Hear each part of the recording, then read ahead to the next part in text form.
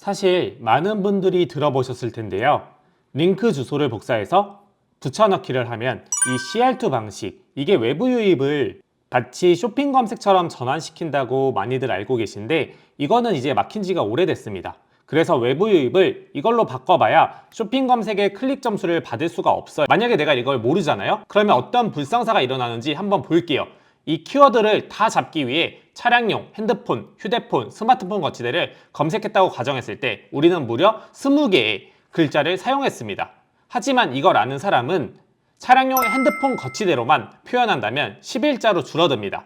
즉 절반이나 줄어드는 거예요. 남들이 쓸데없이 상품명을 10개나 가져가고 있을 때 나는 10개나 줄일 수 있는 거예요. 안녕하세요, 어쩌다 퇴사입니다. 최근에 많은 분들이 트래픽을 비롯한 어뷰징으로 인해 상품 순위가 하락되는 것을 경험하고 계실 거예요. 그래서 오늘은 상품 순위 하락에서 어떻게 하면 대처할 수 있는지 이 부분에 대해서 그 누구보다도 명확하게 전달드리려고 해요. 제가 이 방법을 알려드리면서 많은 분들이 이것들을 적용하고 매출이 두세 배 이상 성장하는 것을 보면서 이 부분을 사실 알려드릴까 말까 고민을 많이 했어요. 저도 쇼핑몰 관련한 유튜브 영상을 정말 많이 보는데 이것과 관련해서 정말 명쾌하게 설명해 주시는 분들이 안 계셨거든요. 그래서 지금 적용만 하면 스마트 스토어 매출 2배 이상 향상시킬 수 있는 키워드를 관리하는 방법에 대해 알려드리도록 하겠습니다. 우리가 왜 이 키워드를 잘 관리만 해도 하락된 쇼핑 검색 순위를 올릴 수 있는지 말씀드릴게요. 이것에 대해 알도록 쇼핑 검색 랭킹을 보도록 하겠습니다.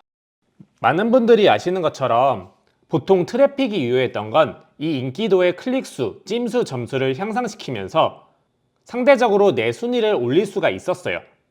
근데 최근에는 이런 것들이 제한적이다 보니까 실제 클릭이 아닌 이상 이 클릭 점수를 받기가 굉장히 어려워집니다. 물론 로그인 방식의 유저들을 활용해 실클릭을 만드는 경우도 있지만 이것들은 굉장히 비용이 높아서 효율성이 떨어지는 편입니다. 그렇기 때문에 이제는 더욱 쇼핑 검색 랭킹 상승을 통한 실제 클릭을 만들 수 있는 방법이 필요합니다. 사실 많은 분들이 들어보셨을 텐데요.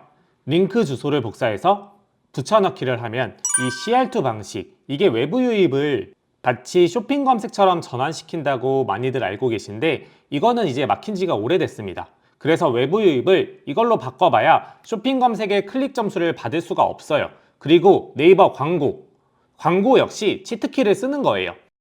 광고로 판매되더라도 클릭 점수를 올릴 수가 없습니다. 그렇기 때문에 이렇게 외부 유입이나 광고를 활용한 방식으로는 실제 클릭 점수를 만들 수가 없어요. 물론 판매 실적이나 리뷰를 만들 수는 있겠지만 이것이 굉장히 제한적입니다. 우리가 가장 좋은 건 결국에 쇼핑 검색에서 점수를 많이 받아서 이것들로 클릭수, 찜수, 판매 실적, 리뷰수까지 다 가져가는 게 베스트잖아요.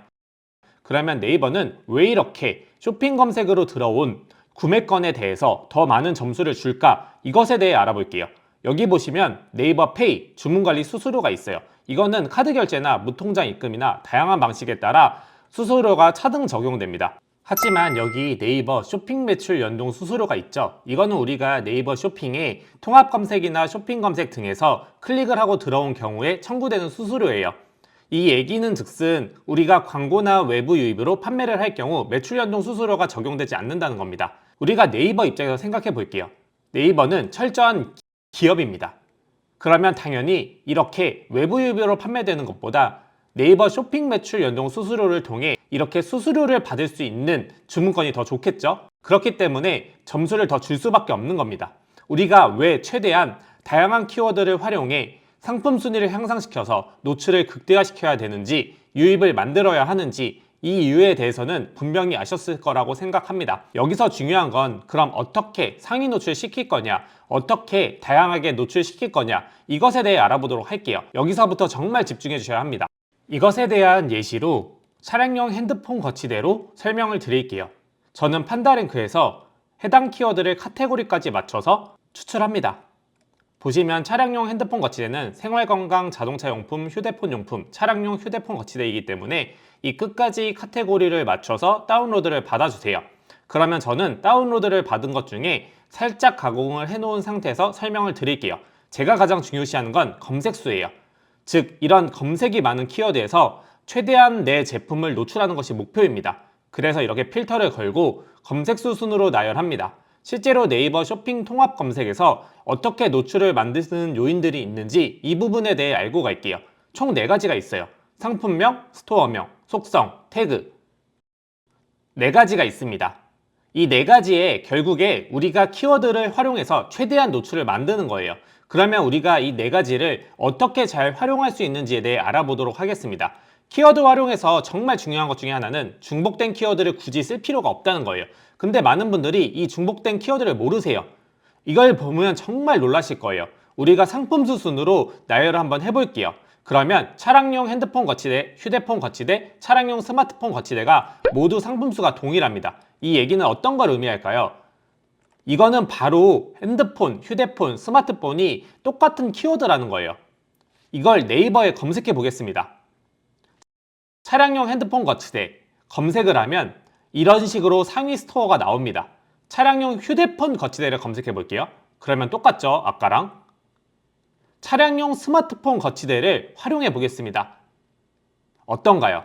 똑같죠? 우리가 여기서 알 수 있는 건 핸드폰, 휴대폰, 스마트폰, 어차피 네이버는 똑같이 인식하는 키워드를 중복으로 쓸 필요가 없다는 거예요. 만약에 내가 이걸 모르잖아요? 그러면 어떤 불상사가 일어나는지 한번 볼게요. 이 키워드를 다 잡기 위해 차량용, 핸드폰, 휴대폰, 스마트폰 거치대를 검색했다고 가정했을 때 우리는 무려 20개의 글자를 사용했습니다.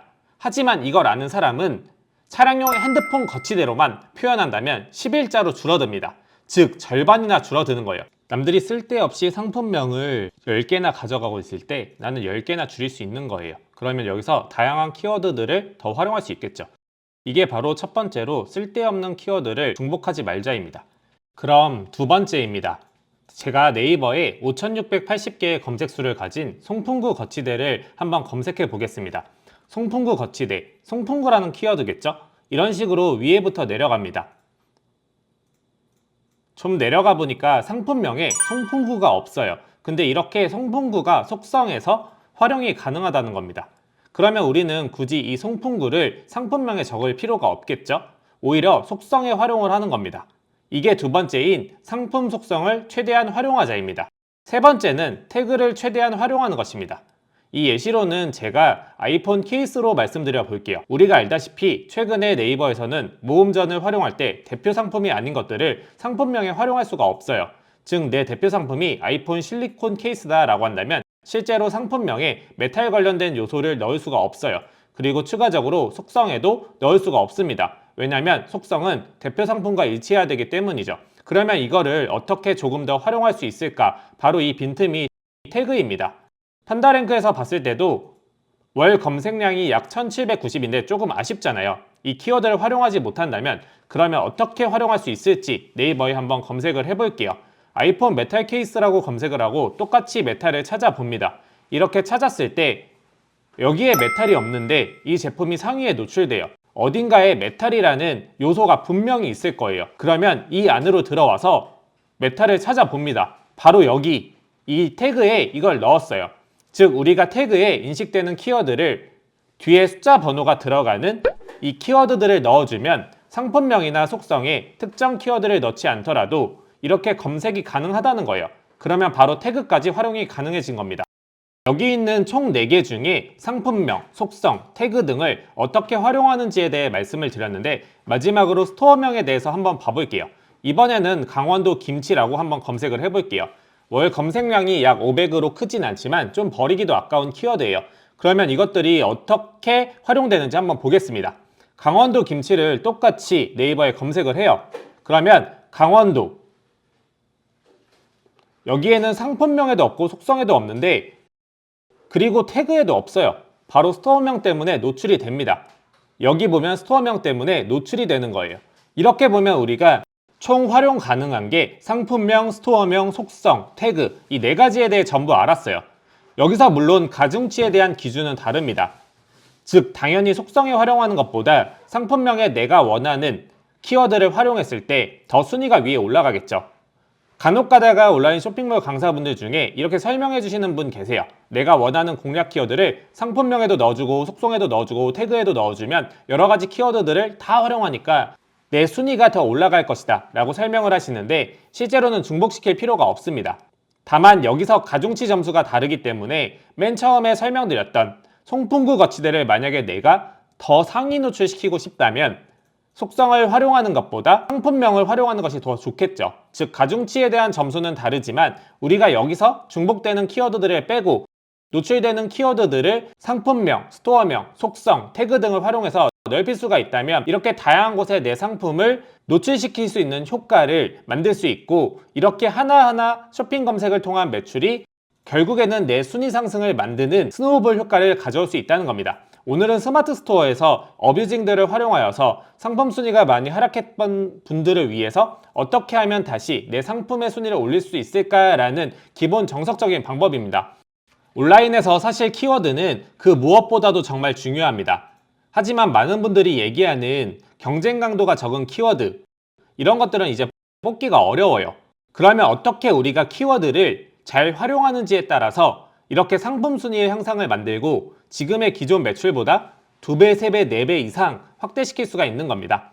어뷰징을 통한 방법이나 돈을 써서 광고로 고객을 데려오는 방법이 아닌 기본적이고 본질적인 방법부터 먼저 적용을 하신다면 충분히 온라인에서 성장하실 수 있다고 확신합니다. 궁금한 내용은 제가 운영하고 있는 단톡방이 있으니 이 방에서 더 질문해 주시면 추가적으로 답변을 전달 드리도록 하겠습니다. 그리고 이 영상을 보시고 실제로 내 매출이 향상된 분들은 가감없이 단톡방에서 말씀해 주시면 제가 추가적으로 더 매출 향상을 만들 수 있도록 지원해 드리겠습니다. 오늘도 긴 영상 시청해 주셔서 감사드리며 행복한 하루 보내시길 바랍니다. 감사합니다.